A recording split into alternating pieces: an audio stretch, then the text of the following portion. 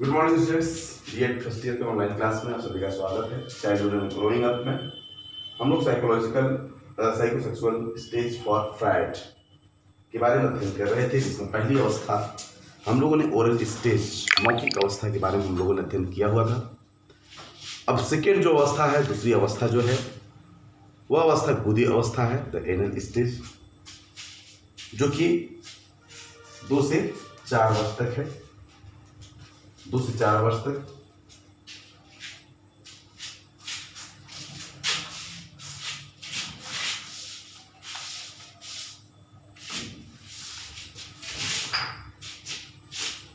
Second the anal stage 2 से 4 वर्ष,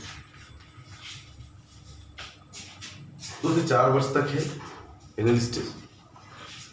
इस अवस्था में बालक का जो लिबिडो है वह उसके गुदा अर्थात ये कह सकते हैं एनल में, अर्थात जहाँ से व्यक्ति विसर्जन करता है या मूत्र मार्ग में चला जाता है। गुदी अवस्था को फ्रायड ने व्यक्तित्व के विकास का मनोलैंगिक अवस्था का दूसरी अवस्था माना है। इस अवस्था में बालक का लिबिडो अत्यधिक स्वकेंद्रित हो जाता है, वह स्वयं से अत्यधिक प्रेम करने लगता है। इसलिए देखा होगा इस अवस्था में बालक स्वयं से बहुत अधिक प्रेम, सेल्फिश टाइप में ज़्यादा हो जाते हैं। यह यथार्थ का कुछ होने लगता है तथा उनके कारण सुख सिद्धांत पर कार्य करने की प्रवृत्ति में कमी आ जाती है। फ्रायड के अनुसार गुदा संबंधी क्रिया के द्वारा शिशु को लैंगिक आनंद की अनुभूति होती है। जब बालक मूत्र का त्याग करता है तो उसे एक विशेष प्रकार का आनंद आता है, उसको रोकता है, रोकने में भी आनंद की अनुभूति होती है। पेशी तनाव में मुक्त पाकर वह एक प्रकार से सुख का अनुभव करता है। फ्रायड के अनेक इस काल में आत्म प्रेम, आत्म कामुकता, सुख दुख का सिद्धांत तथा यथार्थता का सिद्धांत आदि बालकों के व्यवहार का संचालन करते हैं। अब इससे भी व्यक्तित्व का निर्धारण होता है। फ्रायड कहते हैं कि अगर कोई बालक मूत्र त्याग में ज़्यादा दिखाता है, जैसे बार बार बच्चे बिस्तर पर टॉयलेट कर देते हैं, बिस्तर पे ही टॉयलेट करने जानते हैं, या कुछ बच्चे जो होते हैं कि लैट्रिन को, टट्टी को रोकने का और क्या कहते हैं कि मूत्र को रोकने का काम करते हैं और बाद में उनका बिस्तर पे ही कर देते हैं, या फिर रोकते समय वो अपने कपड़े में ही कर देते हैं। तो ये इस तरह के जो बच्चे होते हैं उनमें आगे चल करके फ्रायड ने कहा कि उनके में कामुकता देखने को मिलता है और ज़्यादा कामुक होते हैं। और ऐसे बालक जो होते हैं वे कहीं न कहीं उनके अंदर व्यक्तित्व में आक्रामकता देखने को मिलती है। उनका व्यक्तित्व कहीं न कहीं आक्रामक ज़्यादा होता है ऐसे बालकों का आगे चल करके, जबकि जो बच्चे इस तरह का नहीं करते, सामान्य होता है।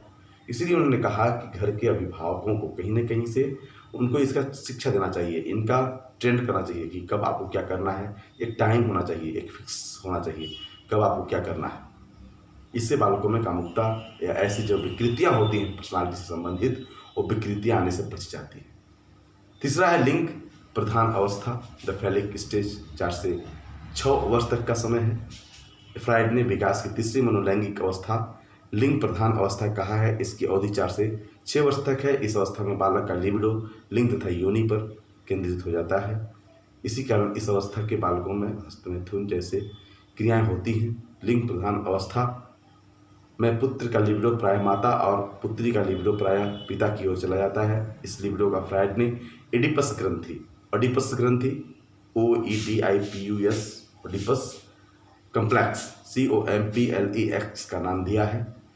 लड़कियों में ये इलेक्ट्रा ग्रंथि के नाम से जाना जाता है, लड़कों में ओडिपस ग्रंथि। यह फ्रांस या यूनानी नरेश एडिपस की कथा के आधार पर है, जिसने अपने पिता की हत्या करके अपनी माता से विवाह कर लेता है। ये विडंबना है, इसीलिए फ्रायड का आलोचना भी हुआ बहुत ज़्यादा। कम सुषुप्तावस्था, द लेटेंसी स्टेज, 6 से 12 ईयर तक का अवस्था है। बाल्यावस्था मैंने आपको बताया, भी पहले बताया था, ये सुषुप्तावस्था स्लीप एज माना जाता है इस अवस्था को। इसमें उसका जो लिबिडो है वह सुसुप्त हो जाता है, सोया हुआ होता है, जिसके अंदर कारण इसके में काम प्रवृत्तियाँ कम होती है, सेक्सुअलिटी कम देखने को मिलता है। अब बालक थोड़ा सेंसियर हो जाता है, उसका लिबिडो शांत होने के कारण उसका इलेक्ट्रा और ऑडिपस ग्रंथि खत्म हो जाती है, खत्म होने की कगार पर होती है, खत्म होती जाती है।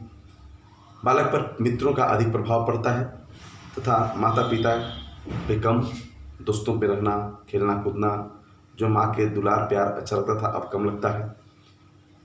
इस अवस्था में बालक नहीं चाहता कि माता पिता उसके प्रति बहुत अधिक स्नेह करें, बहुत अधिक उसको दुलार करें। इस अवस्था में बालक में सामाजिक नैतिक विचार तथा चिंतन का विकास होता है।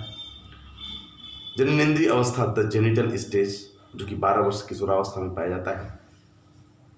फ्राइड के व्यक्तित्व विकास की 5वीं मनोलैंगिक अवस्था है, जो कि जेनिटल स्टेज है। इसमें रुचियां बदलती है, व्यक्ति किशोरावस्था में होता है, उसका पूरी तरह से जो लिबिडो है उसकी लिंग योनि में चला जाता है और कहीं न कहीं इस अवस्था में रुचियां लेने लगता है, उसका लिंग के विपरीत आकर्षण होने लगता है, बात बात पर लैंगिक विचार पर बल देता है। रोमांचित करने वाला चलचित्र, कहानियाँ, नाटक आदि बालक को बहुत ज़्यादा प्रेरित करती हैं या उसको मोटिवेट करती हैं।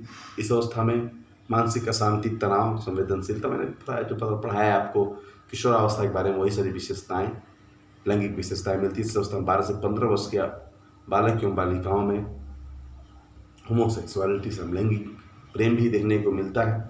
15 वर्ष में आते आते यह कहीं न कहीं खत्म हो जाता है। इस अवस्था में बालक बालिकाएँ सुख प्राप्त करने के लिए रति कार्यों में आकर्षित होती है, परंतु जैसे जैसे जीवन का सच सामने आता है यह जान जाते हैं कि इस प्रकार का स्वतंत्र प्रेम कहीं न कहीं सामाजिक और नैतिक दृष्टि से उचित नहीं है।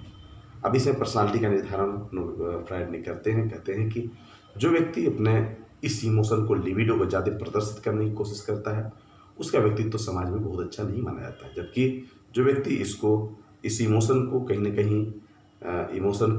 न कहीं मोटिवेट करता है, अच्छे कार्यों में लगाता है, या ये कहें कि इस ऊर्जा को कहीं न कहीं अलग दिशा की ऊर्जा में लगाता है, तो उसका व्यक्तित्व, उसकी पर्सनालिटी काफ़ी अच्छी मानी जाती है। अगला हम पॉइंट देखेंगे फ्राइड का रक्षात्मक प्रक्रम, डिफेंस मैकेनिज्म ऑफ फ्राइड, जो कल हम देखेंगे। आज के लिए बस इतना ही, धन्यवाद।